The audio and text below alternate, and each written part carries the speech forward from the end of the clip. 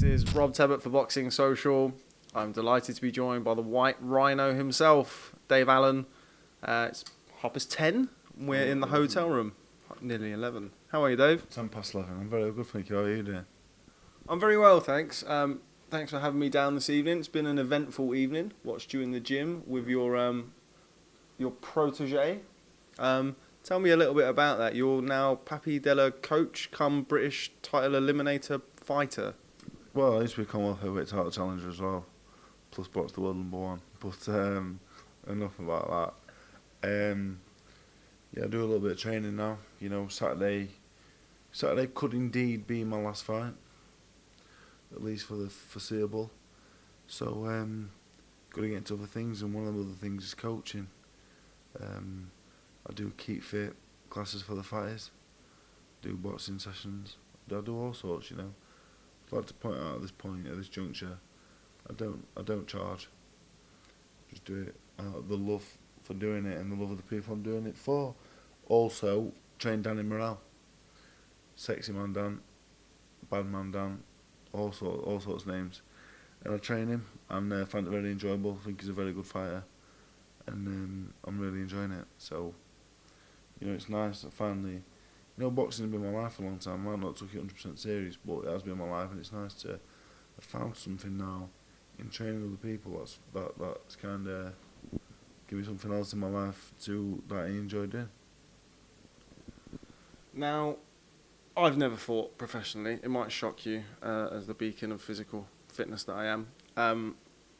But talking about things that you're doing after boxing, outside of boxing, before you fight a 20-stone guy in a British title eliminator, doesn't really strike me as a normal thing to do. You agree with that? Well, no, I don't agree with that. But to me, like I said to you earlier, fighting in front of 20,000 people or less or whatever it will be Saturday is about as normal a thing to do for me as you going to the shop and buying a loaf of bread. It's just a fight.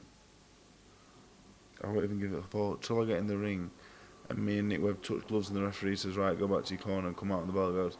I won't even give it any thought. I don't worry about it because it's a fight and that's what I do. How did this fight come about?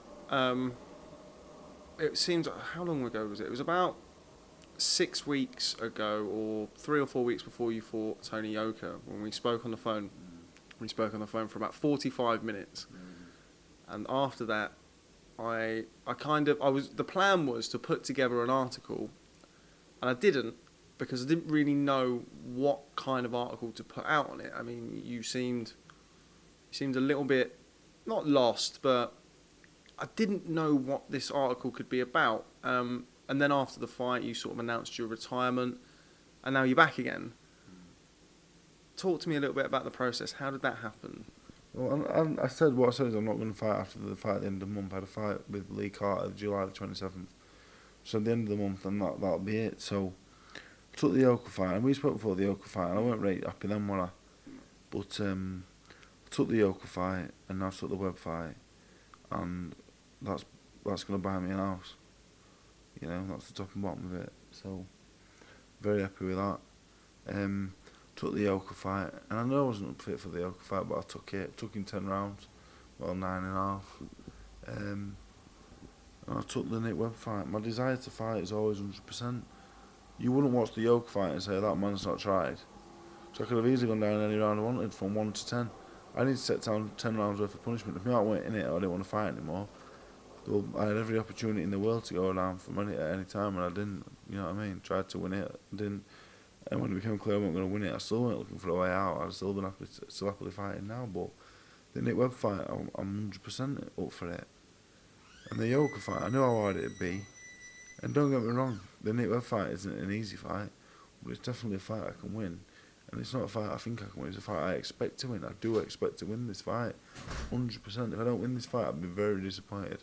Because if I can't beat Nick Webb, what have I been doing with myself for the last years? Do you know what I mean?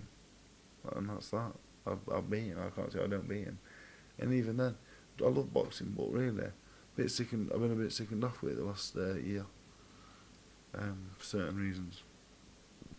Why is that? I mean, you're somebody who has got, I mean, something that we've spoken about many times in the past. You've got this like cult following. You are sort of unique, really. I can't really remember, certainly in my lifetime, a fighter who has sort of gathered such a fan base just based on being yourself, really.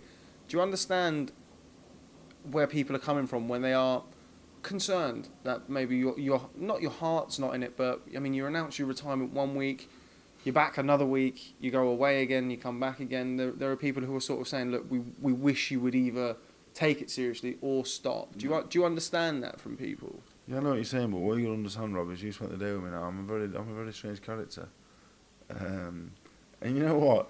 People like me because of that. So at the same time, you know, I understand it, but at the same time, I am what I am, and basically, I get sick. I love boxing as a sport. Boxing as a sport is the most beautiful thing ever. Really is chess, but with the physicality of a fight. So for me, that's the greatest thing. I love chess, and I love a bit of a scrap as well. So it's the best of both worlds. But there's so much fucking bollocks going on with drug cheating and that. And you know, the thing with Tony Oka came out. I thought Ortiz, he's failed numerous tests, and that part of boxing, the Yoka fight, like, just sickens you, you know what I mean? And I kind of knew something going on with Yoka with the drug stuff before I boxed him, and I just remember thinking, this man is so strong and fit. And when he came out around 10 through 60 punches, like he was the freshest of days, I just thought, there's something not right here. And that sickens you off. When you get beat, you think, I got beat by Whyte and Ortiz, I thought, you know what, I probably got beat by the better man. I got beat by Yoka, and I got out the ring and I thought, that's just not a fucking normal performance. He was just superhumanly fit and strong, and I'd never known anything like it. It was a different kind of strength. I just felt something different. And I did take an hiding in that fight, and people said, oh, it's too soon, you took an hiding in that fight, take another fight, but I love to fight, you know what I mean? And I said, and then people said, well, I thought you were going to retire. Well, how can you retire when you're on the box all the time? I don't know, Rob, I don't know what I'm going to do one day to the next. I couldn't tell you what I'm going to do in 10 minutes. I couldn't tell you what I'm going to do in 10 minutes. I don't know what kind of mood I'm going to be in. So I don't know. I can't tell you. That's something we've spoken about in the past as well. You've been very open with your mental health. Somebody who worked in mental health for over 5 years. So I have sort of an experience of, let's say, the other side of it, working with people with mental health problems.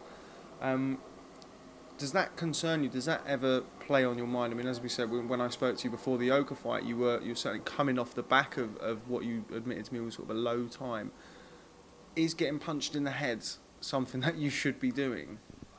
Well, boxing for me is difficult because boxing is a sport of highs and lows. So I've never taken drugs in my life, but what I see this week from today till Saturday, I'm on a high. I've just taken something and it's a high. Come Sunday, he's slowly coming down off it, and that's when people retire. You know, you see boxers retire the greats and they get into trouble taking drugs and they do this and that. They're trying to catch that high all the time. So after fighting Nick Webb Saturday, I win or I lose. Give it a couple of weeks, you have that come down, and then you're thinking, I need to do it again. I need to walk to the ring again, and for me, more so than walking to the ring, I like putting the whole show on the whole week.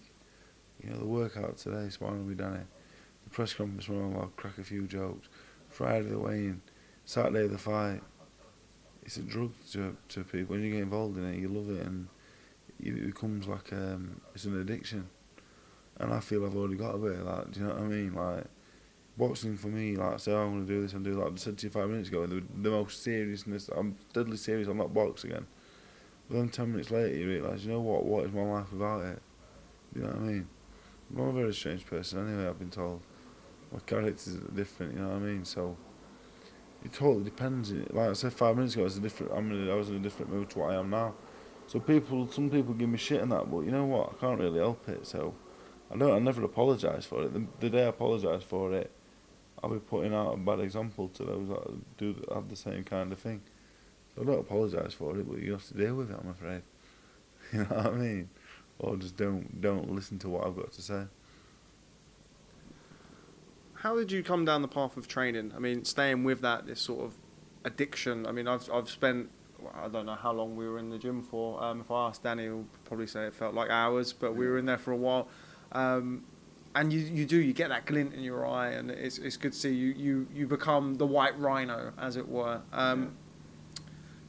Do you think that can substitute the thrill, as it were, of fighting, or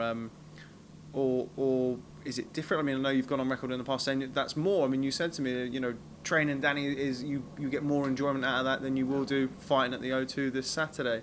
Tell me about how that's different and how that sort of not replaces or fills a gap, but how that sort of that quenches that addiction, as it were. Yeah, it's a weird one really, because when I see Danny do something, it's different, isn't it? Like I think it would replace it, but at the same time, David Allen's a really quiet man, like me myself. What I really am is very quiet, really shy, introvert. Do you know what I mean? I genuinely am. When I turn to the White Rhino, which happens now and again, do you know what I mean? I'm a different character, and I'm hungry for. I love putting a show on. That's what I love doing. It's not an attention thing. It's I love putting a show on. I don't. It's not. But if you're taking attention, you would do it for yourself. I don't do it for myself. I love going out there and making a fuss of people, because that's just what I am. That's what I like to do. What the White Rhino likes to do. But as far as training concerned, I just love it. Like I said, boxing in its purest form. I love boxing in its purest form as a sport, and a physical chess game is. That's what I love. Do you know what I mean? The bullshit of boxing. What I'm doing with Danny right now, amateur boxing, is boxing in its purest form. Working men's clubs, training in the field. It's just boxing. It's just pure boxing. Do you know what I mean? And I love it. And I've known Danny now. I've known him a year, but I've known him properly probably 12 weeks. Do you know what I mean? I've never had a brother before. He's sat over there. I've never had a brother before, but that's as good as it. You know what I mean? And I don't have many friends really. My only mates are in this room, and there's a couple of others. You know what I mean? So me and Danny have kind of struck up a relationship now. I won't say he's like my son, but he's like a fucking, like a little brother I never had. So for me, and even Disco Dave won a charity fight, and it was brilliant. I've never been as happy. Fucking hell, fine. Disco down. And I can edit that bit out. Anyway, my mate back home, Disco Dave, at home, he won a charity fight, and the buzz I got out of that is unbelievable. And the thing with Danny is, as well, to exclamate my point, is Dave's done charity fights, he'll have a few amateur fights, hopefully one day he can have that professional fight. But Danny, for me, even though he's looking at me now as I say this, I don't expect anything out of him. I'll get into that later, why I think I'll make a great coach. I know that's not the right thing to say, but I expect myself to be a great coach. But I'll tell you why in a bit. But I expect him, I anticipate nothing of him than his best. I anticipate him doing everything I'm doing now. I took him to a workout tonight because in 4 or 5 years' time, I anticipate he will go for all this himself as the fighter. So I wanted to get involved in that now. Brendan Ingle, probably my second boxing coach, but the man who really helped shape me become the White Rhino before I ever was a Rhino.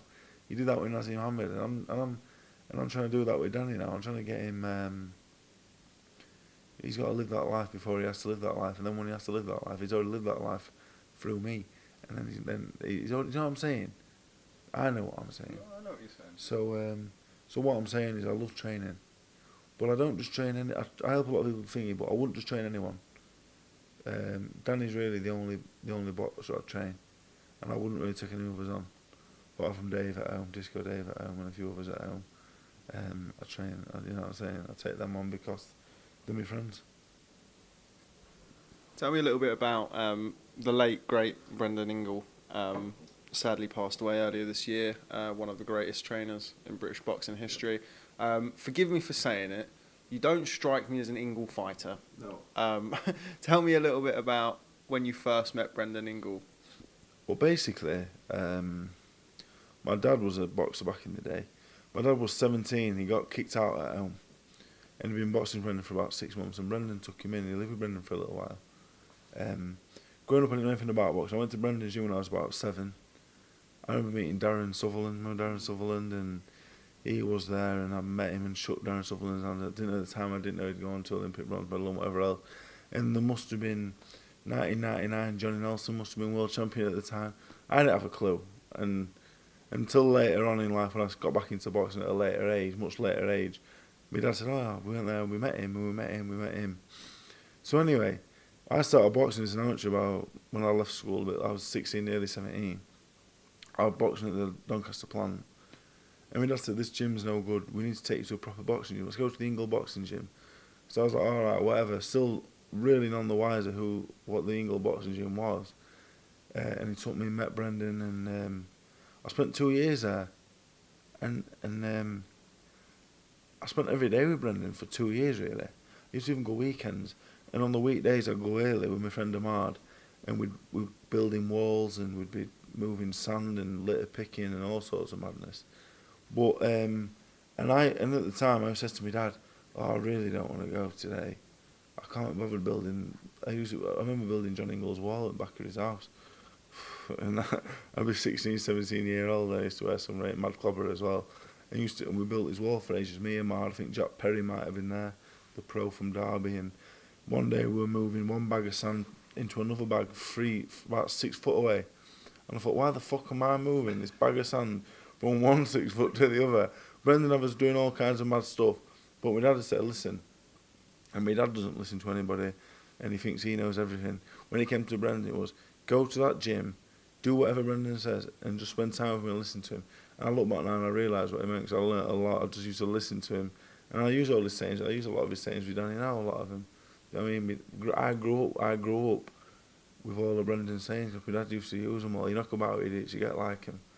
You know, stuff like that. And my dad would use them. And so Brendan, I was there for 2 years and I went back for a little while. But that 2 years I spent there from 16 to 18 was, looking back, that shaped me into maybe not the fighter I am, as you say, but the human being that I became was from not just from Brendan, but Brendan's gym and the characters that was in Brendan's gym at that time. And I can't help but smile when I think back at the time I spent there, from being about 16 and a half to being 18 and a half. The 2 years I spent in Brendan's gym, probably I'll look back on when I'm 60, old and grey, and I'll say they were probably the best 2 years of my life, because I had some good times in the gym back then. Brilliant, yeah. Where did you go from there? So once you stopped with Brendan Ingle, or once you stopped training at the Winco Bank, where did you go from there? I went to Glyn Rose's gym, and Glyn trained. We was pro with my dad at the same time when they were with Brendan. So my dad said, go to Glyn. I went to Glyn. It was a 7-hour round trip for me on loads of buses and trains and all sorts of madness. I was there for 9 months. And I didn't have an amateur fight while I was there. But I spent loads of time there. And then I went back. Then I went back to my local amateur gym to get fights. I spent 9 months with Glyn Roads. My dad used to take me everywhere. I used to train with Bomber Graham once a week as well, around this time. My dad boxed Bomber twice as an amateur, and he was mates with him. And Bomber was in my house a few times as a kid, but I didn't colour boxing, so I didn't know who these people were. But I've been very fortunate, been in and around great people I've been around great boxing people all my life, even before I knew who they were. So I've been very fortunate with that. What do you think you would have done if not for boxing? I can't really imagine you in another... Well, I could actually. I can imagine you, I don't know, like an ice cream man or something like that. I don't really know. I mean, I'm always dressed all in white. Yeah, potentially. What would it have been if it wasn't for boxing? Did you have any other skills that you can talk about on camera? Shagging. No, I'm not even a very good one of them, to be honest. Not really. What would I have done without boxing? It's very difficult to say, because since I left school, boxing has been my life. I was very fortunate. My mum worked very hard as a kid when I was 16. She used to pay for me a bus pass every month. So I had my bus pass, but then I'd go out and I'd shoplift. You know, if I wanted to eat extra, if I wanted anything, I'd have to go and take it. But I was very fortunate in the sense that she covered my bus pass, and I didn't have to do college or get a job at that age. I concentrated on boxing for 2 years. But what would I have done without boxing? It's a very difficult question to ask that, because I've never been a man with a bad heart. You know, I'd like to think I'd never got involved in bad circles. I've not been an angel. I'm not an angel by any means, but I'd like to think I would never got involved in any illegal goings on or anything. I'd have probably just been Big Dave in the warehouse. Do you know what I mean? That'd be essentially it. I'm Can't sit here and make out I'm a bad man or anything like that, because I'm not really, you know what I mean? I'd have been at know-how, you know what I mean? Cleaning, like I'm trying to get a job doing now. That's what I'd have been doing. I'd have had mop out and that. I'd have just done anything. Do you know what I mean? I'd probably have 4 kids by now and be working in a warehouse, probably. So yeah, boxing's been good to me, really. Would you change any of it? I mean, I know that we've spoken about this at length in the past. You've gathered this massive following of fans based on sort of a willingness to fight guys who, forgive me for saying it, who are a lot better than you at boxing. Luis Ortiz, on a week's notice, who climbed off the couch to fight the best heavyweight in the world, or certainly the number one ranked heavyweight in the world. Do you look back at it and wish that you'd done things differently from the start, or are you sort of content with what it's brought to you now? My career's been funny, really, because it started off well. I started with Dennis Hobson, I was unbeaten, and even then I was playing at it. I was playing at it till I went to Peter Fiore's gym, and I had a fight there, and that was 18 months I played at it. Was fortunate with the poor opponents. I got drove a Bulgarian fella who was better than before, and came unstuck, and then I had the thing with Peter, then I had 15 months out of the contract this week. I had 15 months I didn't box. And that could have very easily been the end of my career at that point. But I had to tell how much you fight, so you've got to remember, I never thought I was going to do anything in boxing. You know, even though my mum did that for me in 2 years, and I was a decent amateur, I was a national champion. I was offered a place on the Great Britain Development Amateur Squad. But I still never really thought I was going to do anything. Never really and truly thought I would. So the 15 months out, I blew up to about 22, 23 stone. In that time, I tried killing myself in that time. Like my boxing, it was a poor effort. I'm still sat here now. You got to laugh about it, haven't you? You got to laugh about it. If you don't laugh about it, you'll cry about it. Yeah. It was a poor effort, like. And but then anyway, so I came back, I boxed, and like you said, my last 10 fights, I've only won 5 of them. But I've seen the world. Without boxing, I would never been out of Doncaster. The furthest place I've been outside of Doncaster before boxing was Newcastle on the school trip in year 9. And I've been all over. So I wouldn't change a thing. I'll go a long way around your question there. But the answer is I would not change a thing. If I beat Nick Webb Saturday, I could go on and beat a few others. They'll make a fucking film about me. So I wouldn't change a thing. And I'll tell you why I wouldn't change a thing. Because I've learnt so much. I can pass it on to him now, amongst others. Because I've had some mad experiences through, but I wouldn't change a thing. No. To answer your question, no. I wouldn't change a thing because I've lived a very interesting life. If I died tomorrow, there's not many people can say that they've done everything they dreamed of and surpassed it, and I have. People can say, well, you never won a title, you got beat by him and him. And I say, yeah. I've been on American soil. Sound like Paul Sykes, you know Paul Sykes. I've been on American soil, been on French soil, Polish soil. Not these shoes, but you know what I mean? And I boxed the world number 1 rated heavyweight in the world. I boxed Dylan White, who could quite possibly become world heavyweight champion. Tony Oak, Olympic champion. Lenroy Thomas, Commonwealth champion. I've done everything. I've done everything and more.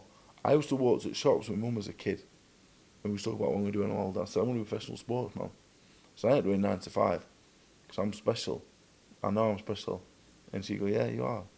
And I've done that. I've told my mum what I'm going to do. Don't speak to my mum really that much. But I said to her when I was a kid, I'm going to be a professional sportsman and I ain't doing 9 to 5. I'm going to be somebody. And you know what? In a roundabout way, hundreds of people at Westfield Shopping Centre asked for my picture and they cheer my name.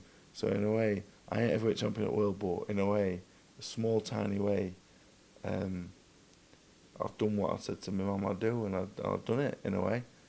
I'm not a millionaire, you know what I mean? And eventually I'll have to go back and I'll get a job with Dave Johnson, and I'll train Danny after work and before work. But I've fucking lived my dream, and I really. So yeah, I'm happy. I'm happy with my lot. You speak about your family. You've never met anybody from your family. How do they feel about this journey that you've been on? You alluded to the fact that you've tried to kill yourself. You've been depressed. With it has also come great highs. How do they feel about your career and sort of where you are and where you have been in your life? Well, my mum, I've not really had a relationship with my mum for the last 5 years, really. I see her now and again now at my grandmother's when I go around to my nan's. I see my mum now and again there, and that's it, really. My dad, my dad tried to have a scrap with me last month. In a restaurant, he tried ragging me outside with elastic bands on, trying to have a punch up outside. I've got 3 sisters, I see 2 of them. Don't see them that often, but I see them and I love my sisters very much. My nan I'm very close, my granddad I see. And that's about it, really. I don't really have much families, you know what I mean? And I guess in a way that's out of choice. I keep my son to my son. And when I lived in Leeds, when I tried killing my son, I didn't see any of them. Didn't see anyone for months on end. And the girlfriend I had at the time, didn't see her really for a long time either. I locked the door. And so, you know what I mean?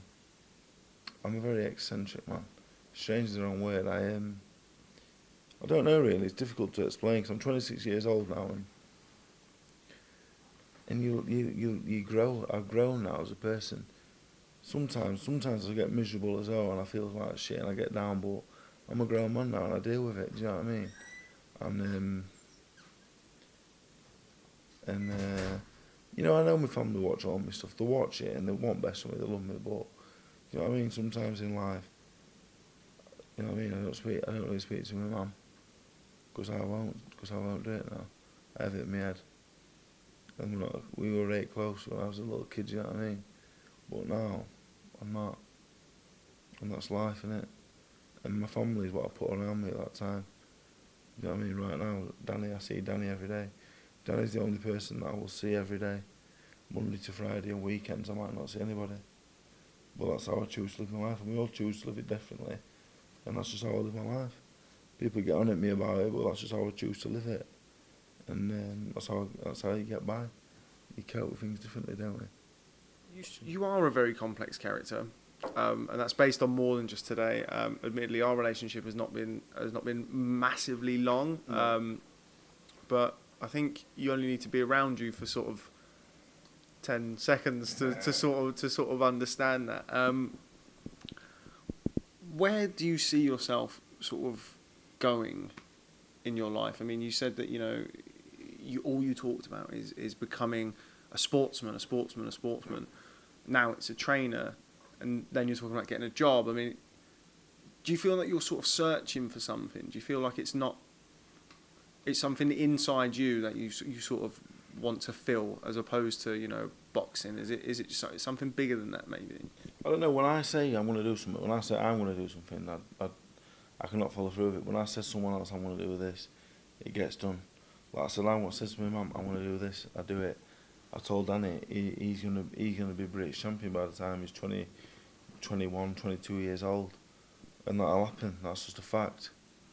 Do you know what I mean? I'm a doer, but not on the grandest scheme. Otherwise, I'll be world champion. But I'm a doer. When I want to do something, when I put my mind to it, I do anything. I can achieve anything. It's like you get them birds, and you see them, and you think I'm gonna go through you, and you think you might have to wait a while. Do you know what I mean? You might work somewhere, and you might think, you know what? It seems impossible now. I've got a really good example, but I can't tell you she's married. But anyway, she's not. I'm joking. Anyway, do you know what I mean? Them birds, them ones that seem impossible when you're at school, because they're the teacher and you're the student. But you get a little bit older, you leave school, things start growing, hair starts growing, and you do it. You know what I mean? I'm a doer, and I think I'm not a religious man or spiritual or anything, but I believe in everything for a reason, and everything comes good to those that are good people. So basically, I say I'm a professional sportsman, done it, tick that box. For me now, do you want to know, I'm not telling anyone why I took the Nick Webb fight, but do you want to know why? Money were good, and do you know what my thought about the money were? It was, I can get that money, my sister can look after it, and I can train him full time now. I can probably train him full time for 6 months. And probably when I box again, probably when I think, you know what, Danny's just won boys clubs in November, let's get another 3 months, let's get another 6 months. Do you know what I'm saying? That's the real reason. Because in my head now, that man's a champion. Do you know what I'm saying? I've got Nick Webb Saturday, but this week I've been planning things for him. Workout today. Let's get him fucking doing it. Because that's how I live my life. Do you know what I mean? And so he'll be champion now. He sits there. He's gonna have to put the graft. He has to put the graft in himself. But he can't. The only way he can fail is A, it turns out he's not good enough, or B, he don't put the work in. Because everything else will be done for him. That is my next goal in life. I set myself targets, and I hit them in a fashion. I get there somehow. Sometimes I don't fuck them, I just finger them. But edit that out. Do you know what I mean? So we're gonna get there. Remember that thing we spoke about off camera about how Boxing Social we like to keep things clean. Yeah. Anyway, is that gonna go? Will that have to go? We'll see how we feel. It is late. I'm not a school teacher. Probably just as well with your little story that you just told. Do you see why people would listen to that and worry for you for this Saturday? You are thinking about somebody else. You are going in there against unbeaten Nick Webb. Nick Webb ain't shit though, in my opinion. How so? Just don't think he's that good. He can punch and that's it. I fully expect to win. 100%. When Eddie honestly offered me this match, I thought, oh, that's nice of Eddie. He's giving me a nice fight to come back to. I didn't envision myself being the outsider. No matter what shape I'm in, I expect to beat Nick Webb. I can't believe how much he's paying me to fight Nick Webb. Fucking mental. So yeah, it ain't a worry. People say, oh, you're not switched on, you're not angry, you're not this and that. It's a fight. It's a fight. I could go to the top of my estate and have a scrap if I wanted to. Do you know what I mean? I can go outside and find trouble now if I really wanted to. So, on 5 seconds notice, you're going to give me a week's notice to fight? I'm ready to go at all times. If this was the 1950s, I would be with the norm. They fought every fucking month. Every week, every month against the best. If this was 1950 now, I'd be fighting Nick Webb Saturday, Dubois the Saturday after, Joyce Saturday after that, and it would be normal. 2018, we're all too soft, in my opinion. I honestly would fight Webb Saturday, Dubois on fucking Sunday, and Joyce Monday, if I could. Do you know what I mean? This is boxing. The world's gone too soft. Genuinely, I'd fight them all death. Oh well, what about your health? What about this and that? I'm only here fucking once. Let me fight all the cunts. Let me fight all of them. Honestly, like, I fight all of them. People are like, oh, what about this? What about that? I've only got 80 years max. Do you know what I mean? I fucking lived a third of it. I fucking lived my own life. And you know what? A lot of stuff on social media does get to me because I'm that kind of character. I'm a bit soft, really. Gets to you, and but then sometimes I think, fuck you. Let me fight, Joyce. You think I'm a journeyman, but I want to be a better fighter at the end of it. I want to be a wealthier man and a better man. So really, I shouldn't listen to him and just do what I want to do, but it's so hard at the minute. Because everyone's just like, you have a loss, you're done. Oh, you're done. This was 1950. It just be the norm. Boxing now is bullshit, in my opinion. But do you get that? A lot of that, in my opinion, coming from people, is the fact that they care about you and they like you. Don't get me wrong, I've seen people go off on you on Twitter. I know that one of the reasons why that you have left Twitter in the past is you do get, the part and parcel of having a big profile get people. They think they bother me and upset me. They don't upset me. I want to find them, get the Twitter, track them down, and fucking wring the fucking neck. That's why I come off it. I don't come off it, I'm upset. I'm not upset crying in my bedroom. I come off it because I think, you know what? If I don't, I will find out where you are, and you know what I'm saying? Coach would have. Yeah, because I just come off it and just think, you know what? It ain't worth my time and thing. Some people often don't mistake nice for soft. Because I ain't soft. I'm nice and I'll do it for anyone, but people should never mistake nice for soft. So I come off it because I just think, the people on Twitter, I just think, you know what? If I knew who you were, I'd punch your fucking head in. But you know what I mean? You can't do it, can you? You can't carry off like that. But people should want me to box longer. If I weren't boxing, like I said earlier, I wouldn't be doing this and that. If I weren't boxing, what would I be doing? I don't know. So really, boxing don't need me. I need boxing in a way. And like I say, hopefully the training's the thing that will keep me in line. You know, if I can no longer box or whatever, because it's nice to have something. Boxing controls me a little bit. Do you know what I mean? Just, the moods are all over the place, as you can tell. So fucking. Imagine you knock Nick Webb out this weekend, as you're saying that you feel you will.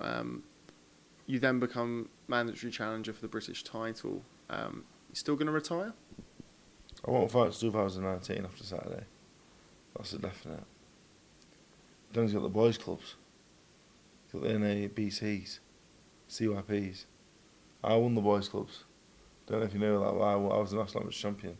It's hard to believe now, but I was. Yeah, I'm gonna focus on that. I've got me. Funnily enough, when I train, I don't train that often, as you know. When Danny trains, it's all written down. I've got all his times. Everything's written down. Do you know what I mean? I've got everything's planned out. He's gonna fight twice in September. Once early October. Championships out late October. It's all planned out. I won't fight again this year. Other things to sort out. 2018, back in 2018, I got a lot of stuff to sort out and do and take care of. Beating Nick Webb, I will box again 100%. If I don't beat Nick Webb, I might not box again. If I do, I probably will box again. They're probably about it. I will. But it won't be till I guarantee you won't see me in the ring again in 2018 after Saturday night. And I promise you that now. If I don't, it's on there. I'm a liar. I'm not a liar. I won't box again in 2018, 1,000,000%. These last two fights, Joker and Webb, have ensured that I don't have to box again in 2018. I can carry on training him and doing whatever I want to do. Tell me a little bit about Eddie Hearn. When this fight was initially rumoured, I think Eddie mentioned something in an interview where he was saying about, we'll reach out to the White Rhino and see if he wants the fight and blah, blah, blah. And you sort of said, giving me a fight on a week's notice and blah, blah, blah, blah, blah. Yeah, really cares, da, da, da, da, da. I know that was tongue-in-cheek. I know you have a good relationship with Eddie. What changed, really? What changed from I'm not going to fight a 12-rounder or a 10-rounder on a week's notice to now you're fighting at the O2? Well, a few different reasons. I was fighting Lee Carter in Raton Meadows. It became apparent it was going to cost me about £1,000 to do so. And that's number one. Number two, Eddie offered me a hell of a lot of money. And number three, I can't turn this down.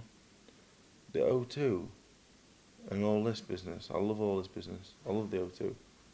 It's fucking got mad shops and that in there, the food stuff. I really like the O2. And this week's a good week. This week's just a fun week. Or I could have drove up to Sunderland on Friday afternoon. I had tickets for this Saturday as well, to be fair. I had tickets for Saturday. But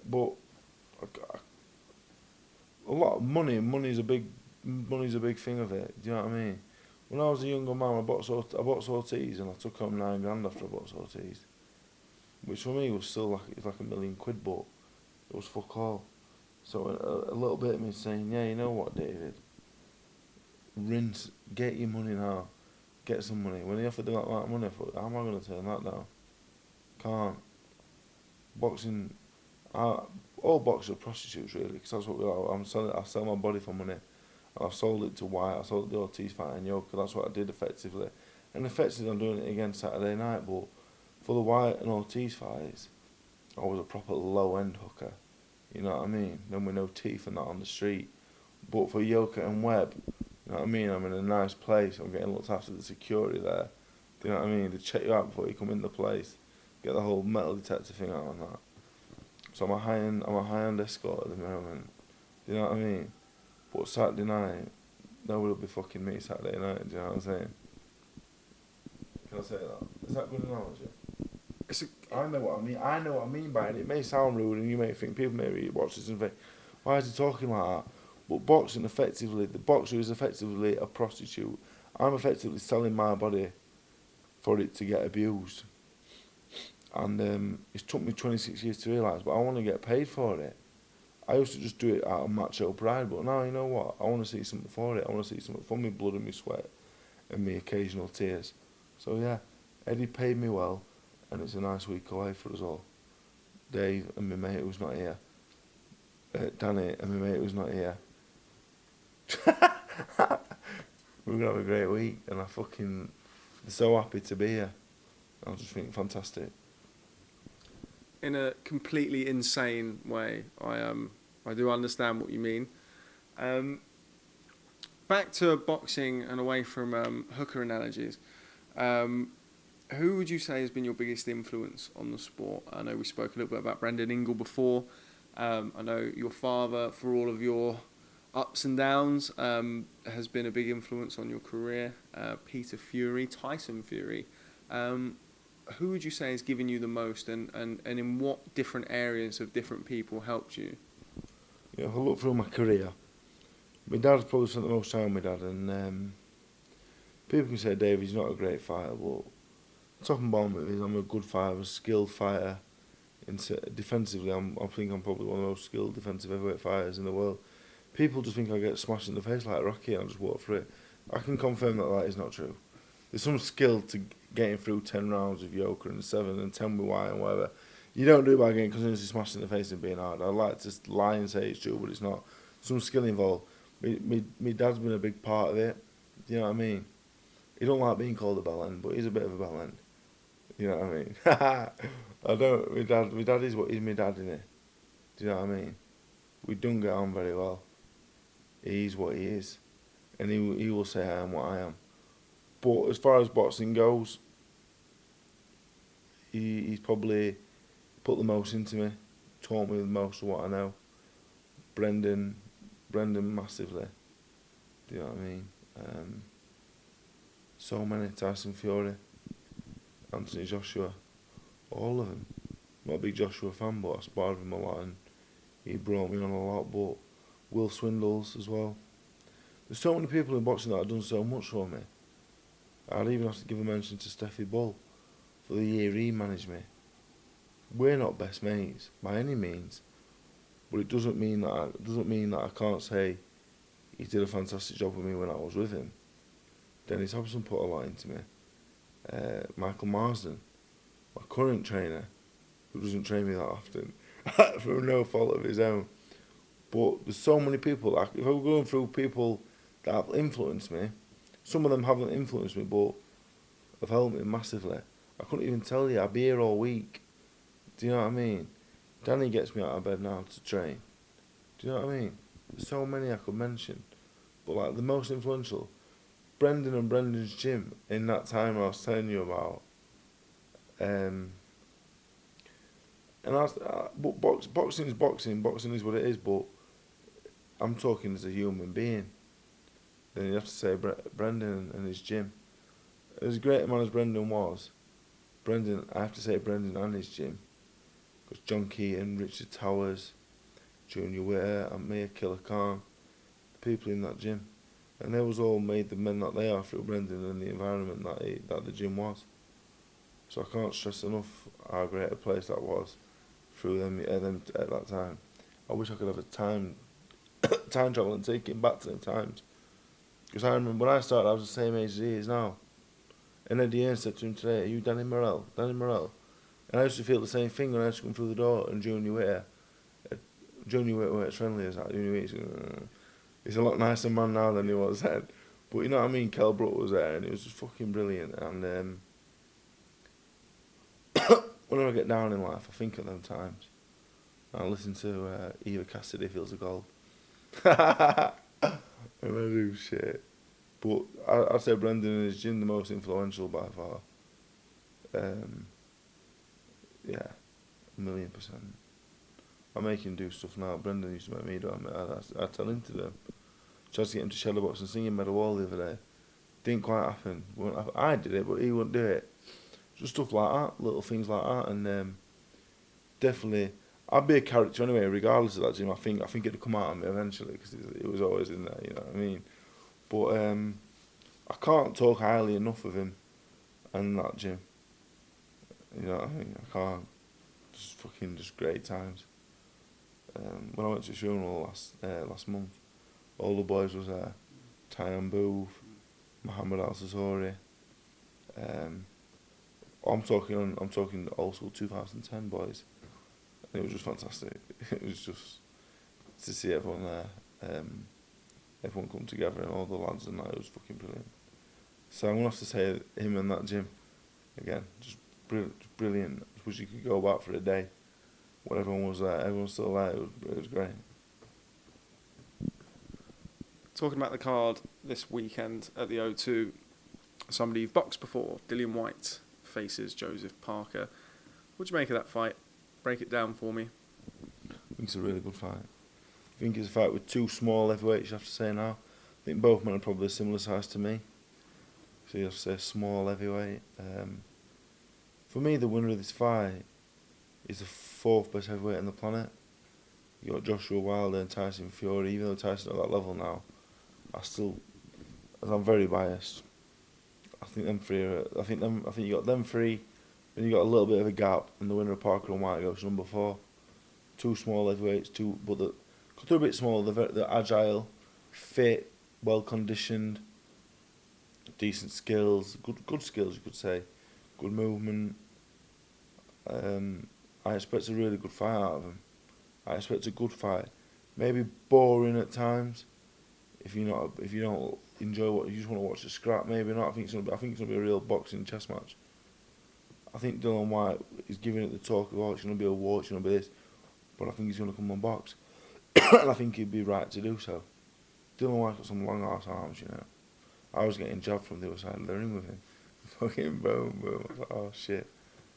He's underrated, and from when I boxed him to now, he's a different fighter altogether, a million times better. People say, oh, well, Dillian Whyte beat Dave Allen on points, or he didn't do this with him, he didn't beat him comprehensively. He's not the same fighter that you see now. He's improved tenfold, totally different fighter. And I really hope he pulls it off. But I'm under no illusion, I don't think he will be and his team will be, that this is a very hard fight. Joseph Parker is the next world heavyweight champion. And for me, he's a very, very good fighter. He doesn't fight like a heavyweight.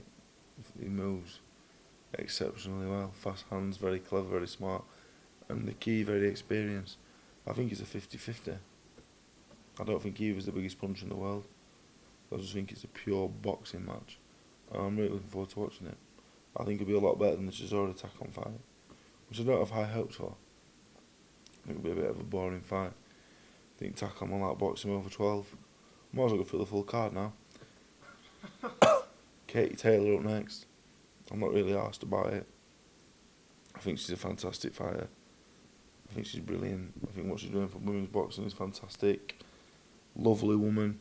But I'm just not asked about it. You know? And people can take that however they want to take it. I'm just not asked about it. How do you feel about it? Women's boxing. I'm not a massive connoisseur of women's boxing. Yeah.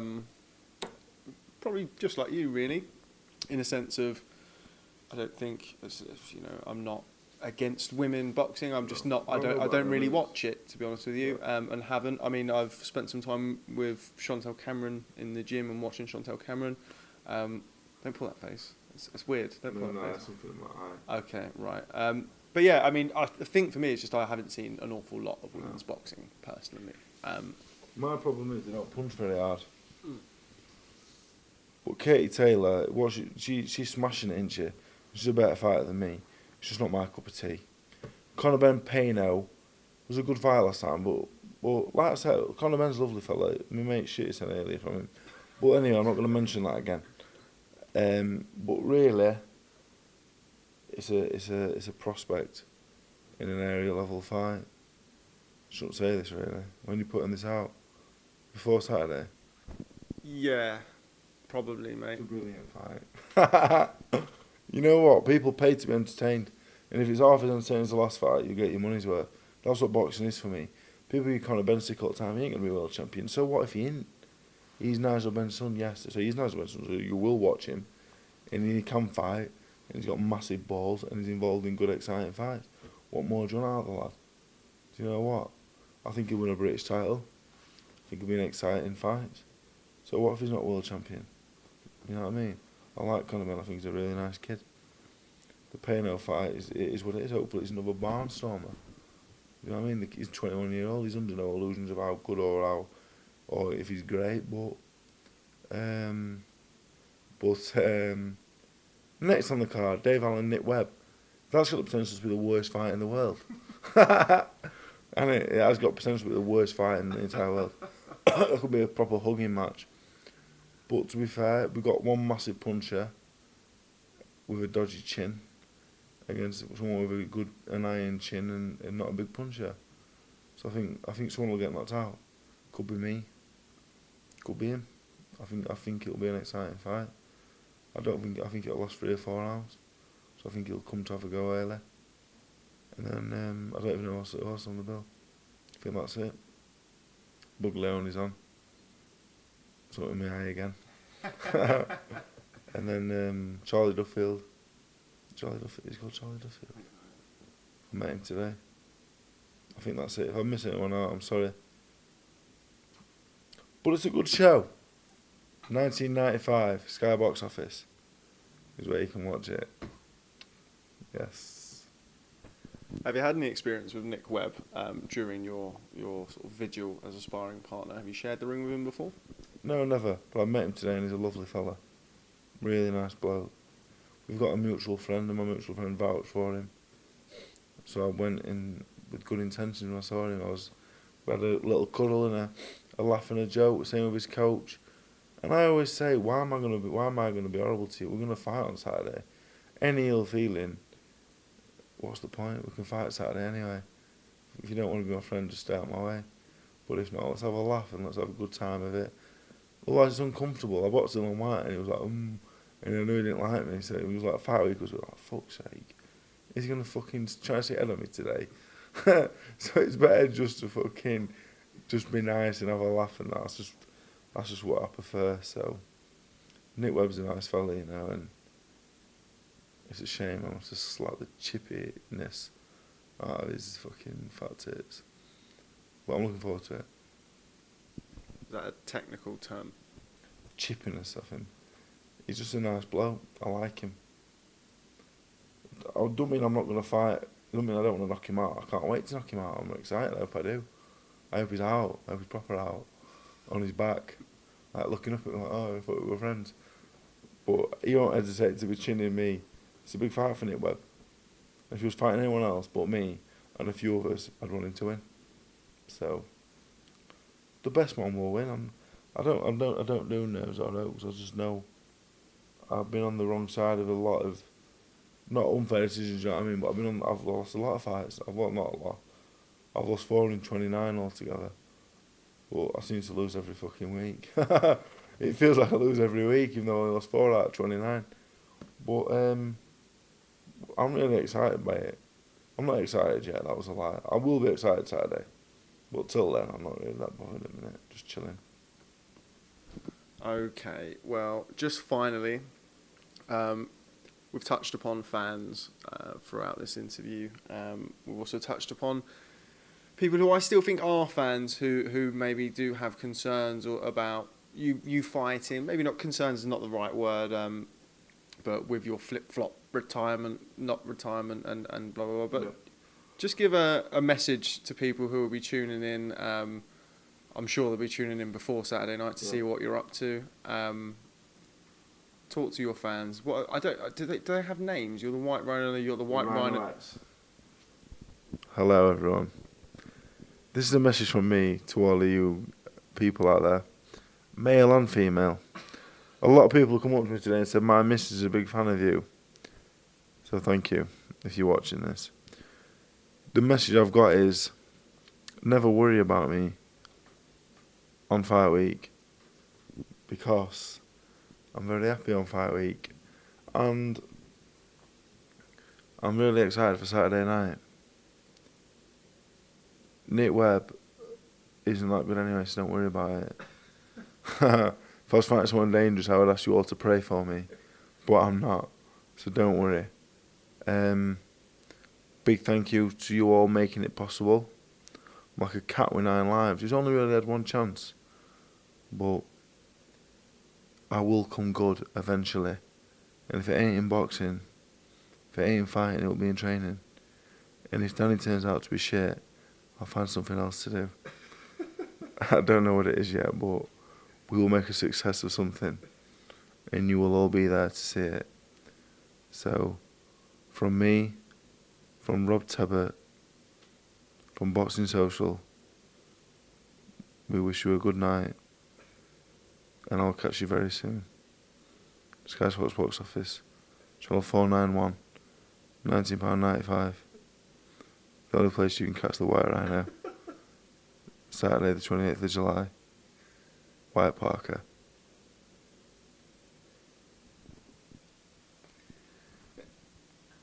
Dave Allen, thanks very much for speaking to Boxing Social.